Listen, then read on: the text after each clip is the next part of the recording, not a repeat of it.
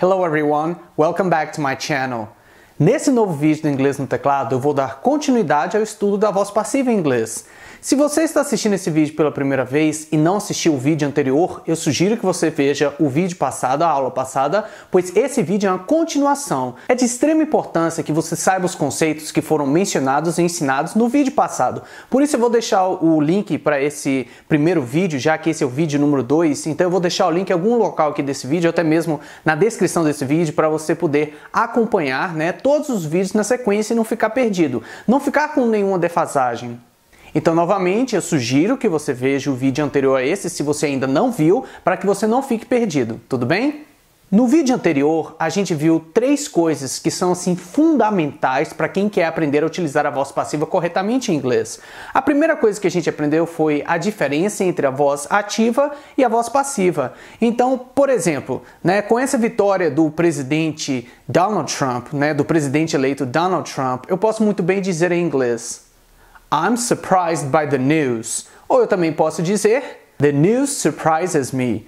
Então, por exemplo, com essa vitória do norte-americano Donald Trump, eu posso muito bem dizer: The news surprises me. Então, eu estou dizendo aqui que as notícias, elas me surpreendem. Ou eu também posso dizer, aplicando a voz passiva: I am surprised by the news. Então, independentemente se eu optar pela primeira ou segunda frase, o sentido é o mesmo. E além disso, você consegue constatar qual é a diferença entre a primeira e a segunda frase. Isso porque, como vimos na aula passada, o enfoque que está presente na primeira frase é diferente do enfoque que está na segunda frase. Além disso, na aula passada, nós aprendemos que para montar uma frase na voz passiva, a gente precisa do verb to be associado a um verbo que está no formato past participle. Então, até agora eu estou relembrando de 2 tópicos que nós aprendemos na aula passada. 2 coisas que são, assim, de extrema importância se você realmente quiser dominar o uso da voz passiva em inglês.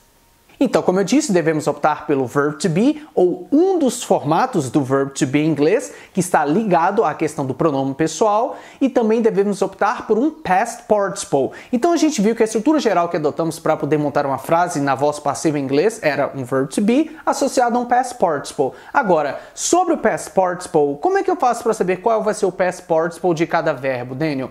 Para esse caso, você tem que contar com a memorização. Isso significa que é fundamental você saber quais são os principais past participles que a gente utiliza no dia a dia. Eu posso, inclusive, lhe dar a seguinte dica. Em se tratando de verbos regulares da língua inglesa, o past participle vai ser idêntico ao passado de um verbo. Então, se um verbo é classificado como regular, o seu formato no passado vai ser idêntico ao seu past participle. Então, isso daí já ajuda um bocado, Porque você não tem que ficar memorizando tantas palavras. O único problema aqui é em se tratando dos verbos irregulares, porque no caso dos verbos irregulares, o passado desses verbos não vai ser idêntico ao seu past participle. Então, você deve saber qual formato do verb to be você vai utilizar de acordo com o sujeito que está na sua frase. Para ter certeza que você realmente compreendeu tudo que foi explicado no vídeo passado, eu vou dar o seguinte exercício. Para a seguinte frase que está na voz ativa, eu quero que você converta ela para a voz passiva. A frase é a seguinte: The teacher helped me. Então eu disse, the teacher helped me. Então eu quero que você passe essa frase, o professor me ajudou, para a voz passiva. Deixe sua resposta aqui na seção de comentários. Eu quero ter certeza que você realmente compreendeu com muita clareza essa minha explicação. Nesse novo vídeo a gente vai avançar sobre o tema passive voice e eu vou citar alguns aspectos que não foram mencionados no vídeo anterior. Você sabe qual é a diferença entre um verbo transitivo e um verbo intransitivo? No exemplo, a cat killed the bird. Eu estou dizendo aqui que um gato qualquer, matou o pássaro. A cat killed the bird. A gente consegue identificar com facilidade qual é o objeto da frase. Se eu dissesse, por exemplo, a cat killed, você poderia me perguntar: peraí, um gato matou, mas matou o quê? Ou o quem? Quem foi que o gato matou no final das contas? O que o gato matou? A cat killed. Então essa frase estaria incompleta. É por isso que eu tive que completar com the bird, que significa o pássaro. A cat killed the bird. Então temos aqui, nesse caso, o objeto. E considerando que temos o objeto dessa frase que está na voz ativa, podemos pegar esse objeto e usá-lo para a nossa frase na voz passiva. The bird was killed by a cat. Repetindo, the bird was killed by a cat. Então eu estou dizendo aqui que um pássaro ele foi morto por um gato. The bird was killed by a cat. Então observe, eu peguei o objeto que constava na minha frase na voz ativa A cat killed the bird. Peguei então the bird, que era o objeto, passei para a minha frase na voz passiva que ficou a bird was killed by a cat. Então veja que nesse caso a gente consegue identificar com muita facilidade qual é o objeto que está presente na nossa frase. Agora observe esse próximo exemplo. Se eu disser em inglês an accident happened, repetindo, an accident happened. Então eu estou dizendo aqui que um acidente aconteceu. Como é que eu faço para passar essa frase an accident happened para a voz passiva? Faz sentido para você se eu disser um acidente ocorreu. Tem como, por exemplo, eu pegar essa frase e passar para a voz passiva? Você consegue, por acaso, identificar qual é o objeto que está presente nessa frase na voz ativa? An accident happened. Não, nesse caso nós não temos nenhum objeto e por conta disso nós não vamos conseguir transformar essa frase que está na voz ativa para a voz passiva. Considerando esses dois exemplos que eu dei em que na primeira frase a gente tinha um objeto e na segunda frase não conseguimos adotar um objeto, temos então dois tipos de definição aqui, que são os verbos transitivos e os verbos intransitivos. Os verbos transitivos são aqueles que a gente consegue acompanhar com o objeto, já os intransitivos são aqueles que não conseguem ser acompanhados por objeto e em função dessa ausência a gente não consegue transformar uma frase que está na voz ativa para uma frase da voz passiva. Digamos que a gente está na sala de aula e aí por acaso um aluno ele resolve interromper o professor para fazer uma pergunta. Então eu posso narrar o que aconteceu no passado. Eu posso dizer someone raised a question.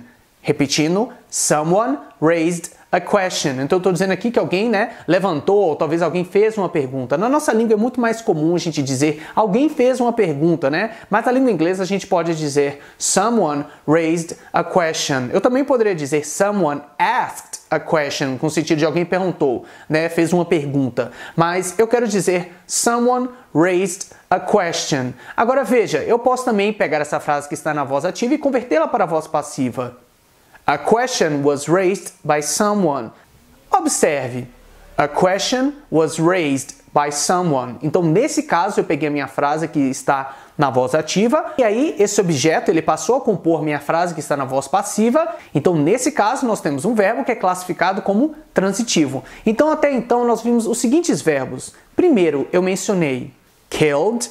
Kill significa matar, killed é o passado ou até mesmo particípio. Então o formato passado do verbo to kill é killed, que significa matou. E o past participle também do verbo to kill é killed, porque se trata de um verbo regular. Como se trata de um verbo regular, o formato no passado desse verbo vai ser idêntico ao seu past participle. Então esse é um verbo que é classificado como transitivo. Por se tratar de um verbo transitivo, a gente pode utilizá-lo na voz passiva. Já, por exemplo, no caso do verbo happen, que significa acontecer, a gente não consegue justamente montar uma frase na voz passiva com esse verbo, justamente em função daquela questão de não ser possível combinar com ele um objeto. Então, nesse caso, temos dois exemplos. O primeiro caso é um verbo transitivo e o segundo caso é um verbo intransitivo. O verbo to raise se trata de um verbo transitivo, pois, como vimos, podemos combinar com ele um objeto. Então, raise é classificado como um verbo transitivo. Então a gente tem que lembrar que no caso da voz passiva e da voz ativa, quando estivermos trabalhando, quisemos converter uma frase da voz ativa, por exemplo, para a voz passiva, a gente tem que primeiro avaliar esse verbo, ele é classificado como transitivo ou intransitivo. Então saiba que para certos casos será realmente possível montar a voz passiva, mas para outros não. Até agora a gente estudou a voz passiva em se tratando dos tempos verbais presente simples, passado simples, inclusive demos uma olhada em como montar frases na voz passiva utilizando o tempo verbal futuro simples. Esses foram tópicos que a gente viu no vídeo passado, porque nesse novo vídeo eu vou lhe apresentar outros tempos verbais que também podem ser empregados em conjunto com a voz passiva em inglês. Isso mesmo, você também pode empregar a voz passiva em inglês em outros tempos verbais. É o caso, por exemplo, do presente contínuo e inclusive passado contínuo. A gente vai ter que memorizar duas estruturas para poder montar e estruturar frases gramaticalmente corretas utilizando a voz passiva em inglês. No caso do tempo verbal presente contínuo, a estrutura vai ser a seguinte. Você deve optar por am, is ou are e na sequência vai vir a palavra being, que é o verbo to be com ing. Logo depois deve optar por um past participle. Então, retomando, no caso do presente contínuo, a estrutura é a seguinte. Primeiro, você deve optar por am, is ou are, que são um dos formatos do verb to be que a gente viu no vídeo passado. Logo na sequência vem a palavra been e depois você deve optar por um past participle. Já no caso do passado contínuo, a estrutura é bem semelhante. A única diferença é que você não vai adotar am, is ou are, mas sim um dos dois formatos do verb to be no passado, que são was ou were. Então a estrutura fica was ou were. Na sequência vem a palavra been, que dá justamente aquela noção de continuidade, que algo vem ocorrendo. E logo depois vem o past participle. Eu posso dizer que alguém está construindo um novo hospital. Someone is building a new hospital. Essa é a voz ativa. Na voz passiva fica a hospital is being built by someone. Então veja, eu disse que alguém está construindo um hospital, na voz ativa. Já na voz passiva ficou a new hospital is being built. Então na voz passiva ficou a new hospital is being built. Eu peguei o objeto da minha frase que está na voz ativa, converti para a voz passiva e montei a minha frase justamente respeitando aquela estrutura. Veja novamente. A new hospital, e aí vem a minha estrutura. Eu disse, um hospital novo está sendo construído. A new hospital is being built. Porque o verbo construir em inglês é build e o seu past participle é built. No passado, essa frase ficaria assim: Someone was building a new hospital. Então eu disse aqui que alguém estava construindo um novo hospital. Porque se trata do passado nesse caso. Tanto é que eu optei por utilizar was. Someone was building a new hospital. Se eu quiser montar essa frase na voz passiva, fica a new hospital was being built. Então veja que nesse caso eu optei por utilizar was. Aí você me pergunta, Daniel, eu não entendi muito bem. Por que naquele seu exemplo no presente contínuo você utilizou someone is e depois você optou por utilizar someone was? E inclusive na voz passiva, por que você disse a new hospital is being built? E depois você disse a new hospital was being built. Isso, caros amigos, porque se trata de uma regra básica do tipo arroz com feijão que você deve saber. Eu mencionei sobre essa regra no vídeo passado em que eu expliquei quando devemos optar por is, am, are, ou inclusive quando devemos optar por was e were. Nesse caso, eu te sugiro substituir a new hospital, que significa um novo hospital, pelo pronome pessoal it. Isso porque, como a gente aprende na gramática, a gente deve associar o pronome pessoal it ao formato do verbo to be no presente is, e em se tratando do passado, devemos associar o pronome pessoal it ao formato do verbo to be no passado was. Então, se você ainda estiver um pouco incerto sobre se deve optar por is, are, am, ou se deve optar por was ou were, eu te sugiro que assista o outro vídeo novamente para justamente reforçar esses conceitos. Vamos fazer agora um breve exercício. Eu vou lhe dar uma frase na voz ativa e eu quero que você converta essa frase para a voz passiva. A frase é a seguinte: Someone was repairing my shoes. Então eu estou dizendo aqui que alguém estava consertando, reparando os meus sapatos.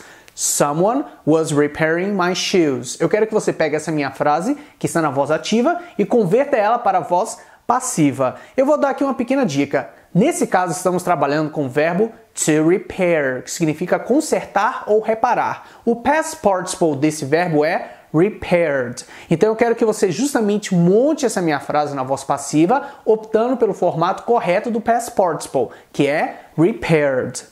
Outro formato muito comum em inglês é o uso de verbos modais associados à voz passiva em inglês.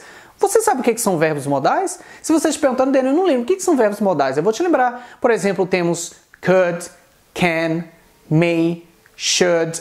Todos esses são exemplos de verbos modais em inglês. Agora, se você quiser aprender um pouquinho mais sobre cada um deles, você consegue encontrar diferentes vídeos aqui no nosso canal em que eu falo isoladamente sobre como utilizar cada um deles. Nesse caso, a gente vai estudar simplesmente como utilizar o verbo modal associado à voz passiva em inglês. A estrutura geral que você deve optar para montar frases corretamente e estruturar frases na voz passiva utilizando os verbos modais em inglês é a seguinte. Você opta pelo verbo modal que quer utilizar, na sequência vem a palavra be e depois um past participle.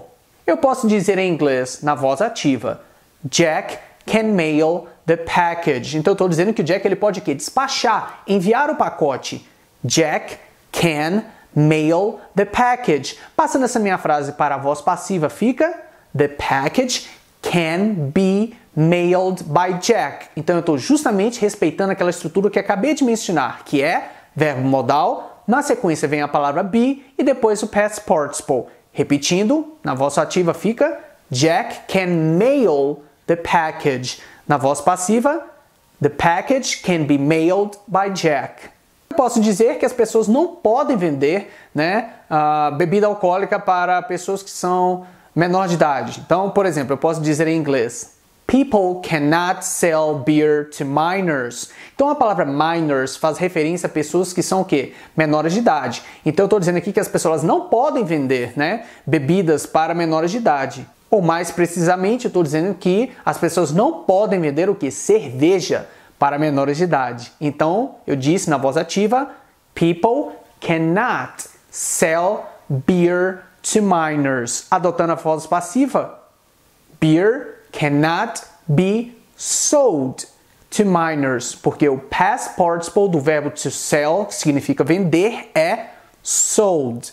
Então eu disse na voz ativa que as pessoas não podem vender cerveja para pessoas, né, jovens que são menores de idade, e na voz passiva eu disse que justamente a cerveja ela não pode ser vendida para pessoas que são o quê? Menores de idade. Nesse vídeo a gente aprendeu sobre aquela questão de verbos transitivos e verbos intransitivos. Quando é possível a gente pegar uma frase que está na voz ativa e convertê-la para a voz passiva. Também aprendemos a como utilizar a voz passiva nos tempos verbais presente contínuo e passado contínuo em inglês. Eu também citei nesse vídeo a como utilizar um verbo modal na voz passiva em inglês. No próximo vídeo a gente vai continuar estudando a como utilizar a voz passiva em inglês. Caso você tenha alguma dúvida, deixe o seu comentário aqui embaixo e não se esqueça de deixar a sua resposta para os 2 exercícios que eu passei nesse vídeo. Se esse é o primeiro vídeo que você está assistindo aqui no nosso canal, eu gostaria de te convidar para se inscrever no canal do Inglês no Teclado e eu também gostaria de te convidar para deixar o seu like aqui embaixo desse vídeo. Thank you for watching and until next time. Bye!